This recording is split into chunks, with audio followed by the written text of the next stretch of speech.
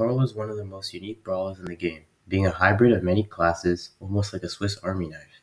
His ability to fulfill multiple roles for his team led to him being an extremely consistent meta pick for a long time, with his only main weakness being crowd control, that is, until Hypercharge is released, of course. Now, let's continue the most worrying trend in this channel, asking for your support. As always, make sure you like, subscribe, and comment. Only 15% of you are subscribed, so try and get that number up. I know you won't. So watch the full video if you're interested in the topic, and enjoy the video.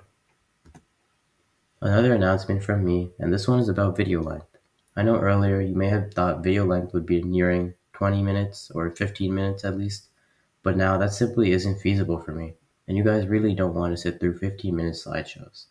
Therefore, most of my videos will now be aiming for that 10-minute mark to get the best of both worlds, making my quality of videos go up while not having as much filler as in the videos. With that out of the way, let's go over Carl. Carl's main attack is an extremely interesting one. He throws a pickaxe that is basically a boomerang, being able to hit enemies when the attack is going outwards, and also when it is coming back to Carl, if they are in the radius of the attack. Carl only has one ammo, but it works in a unique way. Once the pickaxe returns to Carl, he automatically reloads the singular ammo to be used. His range is 8.33 tiles long, not long enough to be a true marksman, but still long enough to be used against other marksmen without suffering tremendously. Carl's main attack also has a special relationship with walls. While Carl's attack cannot be directly used on a wall, it can still return to Carl through a wall. To understand why this is useful, you have to understand that wherever Carl goes, his pickaxe returns to him. This makes it so that Carl can peek out of a wall, use his attack, and go behind the wall, being able to attack behind the wall while keeping himself safe from other attacks. His other unique relationship with walls is that his pickaxe returns to him quicker if it is thrown at a wall, but the lower the distance away the wall is, the faster it returns to Carl. Now, let's talk about Carl's super. Carl's super makes him spin around extremely fast, damaging opponents he's close to every 0.25 seconds. For every damaging shot, Carl deals 1000 damage, letting him deal a large amount of damage if he is able to steer near the enemy during his super. The whole super lasts for 3 seconds, and stops immediately once a form of crowd control, which is basically stuns or knockbacks, and is used on Carl. The super lasting for 3 seconds means in a perfect world, Carl can deal up to 12,000 damage with his super, giving Carl a good reason to be a damage dealer. Speaking of damage dealers, let's talk about classes and Carl. I mentioned this earlier, but Carl is a Swiss Army knife, in that he can be considered a part of multiple classes, fulfilling multiple roles based on what is needed. First off, let's talk about why Carl is a damage dealer. First off, his super can deal an extremely large amount of damage. Being able to deal up to 12,000 damage is an inherently broken ability, and can basically kill every brawler in the game except for a select few. This means the ability had to be balanced, and boy was it balanced. All crowd control, such as stuns and knockbacks, would immediately stop the super. Another one of the drawbacks of using the super was that it's often dangerous and risky, as you would be killed easily against the wrong enemy. However, this could be stopped with one of Carl's star powers, which I'll touch on later. Carl's one ammo being reloaded every time the pickaxe returns to him makes it so that he can quickly release his attack and get it back if the enemy is near, or Carl strategically throws the pickaxe towards the wall.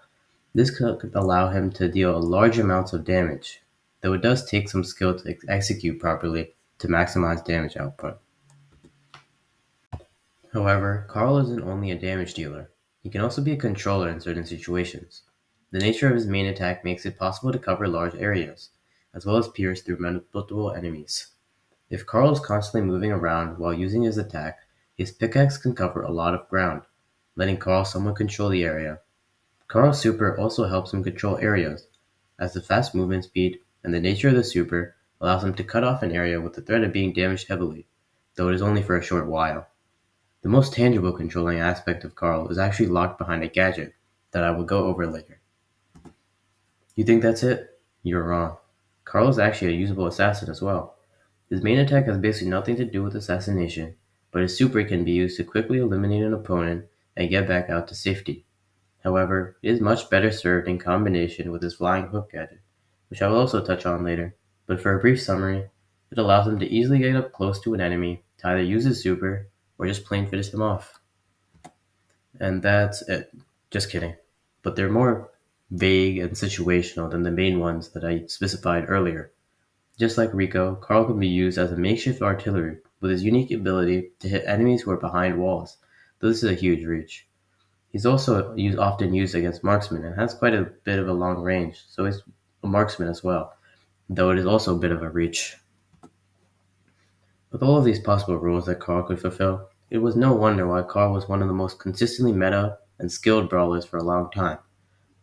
He could match well against many brawlers, and was one of the best, if not the best, generalist first picks in the game for a long time. He wasn't stupidly broken like some of the most recent brawlers released as well, and had defined weaknesses, especially the crowd control. However, this balance to Carl came to an end with the release of everyone's favorite purple button.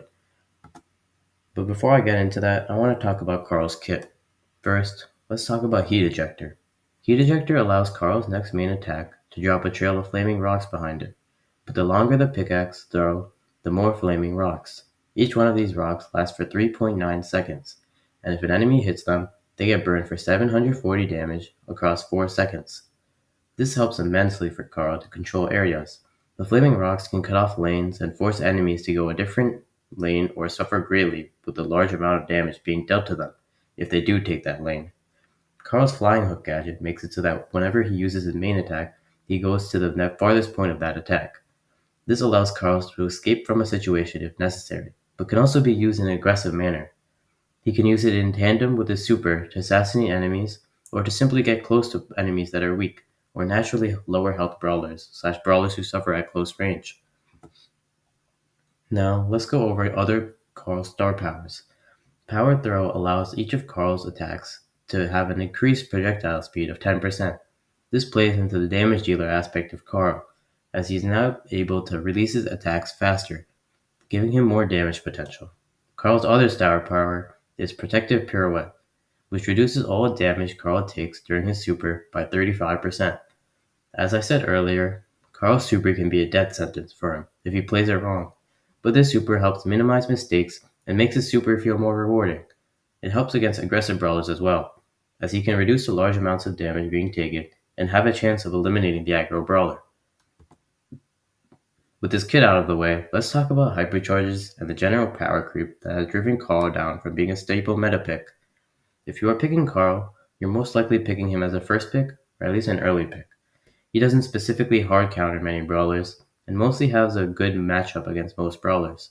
But what happens when generalist brawler after generalist brawler is released? And even if they aren't a generalist, they're powerful enough to be a good first pick. Suddenly, Carl is no longer needed as before. He may fulfill more roles than the new brawlers, but the new brawlers have the advantage of simply overpowering Carl. All of these reasons combine to make Carl a highly power brawler, especially with the damage inflation that has been occurring even without taking hypercharges into consideration. One of Carl's biggest weaknesses are aggressive brawlers, and we're seeing one of the most powerful aggressive metas in a long time, if not the most powerful aggressive meta of all time. Overall, Carl has two options to deal with aggressive brawlers. He can use his flying hook gadget to escape, or his super, more specifically with his protective pirouette star power equipped to try and outlive the enemy. The fact that both of these tools are unlockables show that Carl is mechanically not that strong against aggressive brawlers. And with the new brawlers like Lily, Draco, Kenji, Mo, and Clancy, who are all fairly aggressive brawlers, it is no wonder that Carl has been struggling. But the death blow to Carl has been hypercharges, without a doubt. Something tells me there has been a pattern of brawlers who don't have a hypercharge struggling in the meta, but it could just be me. I've mentioned damage inflation before, but it is especially apparent with hypercharges, and is a major contributor to Carl not being as powerful as before, as he simply can't compete with the damage output of these hypercharged brawlers. Another major weakness for Carl against hypercharged brawlers is that many of them often have a form of crowd control given to them by the hypercharge, or already have the knockback/stun with the super. Examples include Miko with his stun, and brawlers who already have the CC, like Buzz, El Primo, and Surge. This stops Carl's super from being usable, Exit can not only be stopped easily by the CC, but the hypercharge on top of it can easily kill Carl, who likely won't be able to deal enough damage in time to the hypercharged brawlers. Overall, Carl has been one of the most consistent brawlers in Brawl Stars. He has consistently been a solid meta pick, being able to fulfill many roles for his team, and was the perfect image of a generalist. Unfortunately, that has changed in recent times, with the release of hypercharges, the rise of damage inflation, and the aggressive meta. These three factors have combined to hit Carl at his biggest weaknesses, causing him to be power crept, going from a stable first pick to rarely being a good first pick anymore. By the way, thanks to Mr. Legitimate W for commenting on all, or at least most of my videos, asking for a Carl PowerPoint. This video is dedicated to him. Sorry for all the mistakes in this video. It's my third time, so I hope you guys take it easy on me. And no, I won't keep reusing this line for much longer. Anyways, thanks for watching. Watch this video, or this playlist, or join the Discord server.